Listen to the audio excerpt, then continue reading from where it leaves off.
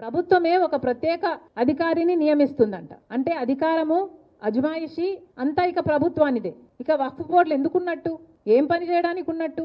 వాళ్ళ చేతుల్లో అధికారమే లేనప్పుడు వాళ్ళని ఎందుకు ఉంచడం, ఎందుకు ఇంకా ఏం మర్యాద ఉంటుంది వాళ్ళకి? ఇంతకు ముందు ఎప్పుడూ లేని విధంగా ఇప్పుడు వక్ఫ్ బోర్డులలో కూడా నాన్ ముస్లింలను కూడా చేర్చాలి అని ఒక అమెండ్మెంట్ తీసుకొచ్చారు. ఎందుకు చేర్చాలి అని అడుగుతున్నాం. ఏదైనా ఒక హిందూ దేవస్థానానికి సంబంధించి ఒక బోర్డు ఉంటే ఆ బోర్డులో ముస్లింలు ఉండరు కదా, క్రిస్టియన్స్ ఉండడానికి వీల్లేదని చెప్తున్నారు కదా. ఒక సిక్ బోర్డు ఉంటే దాంట్లో అందరు సిక్స్లే ఉంటారు కదా, ముస్లింలు ఉండరు కదా. మరి అలాంటప్పుడు ఈ వక్ఫ్ బోర్డుకు సంబంధించిన వాళ్ళల్లో నాన్ ముస్లిమ్స్ ను ఉంచాలి అని ఎలా చెప్తున్నారు మీరు? ఇది ముస్లింలకు చేస్తున్న ద్రోహం కాదా, చిన్నచూపు కాదా? వారికి అన్యాయం జరగటం లేదా ఈ దేశంలో?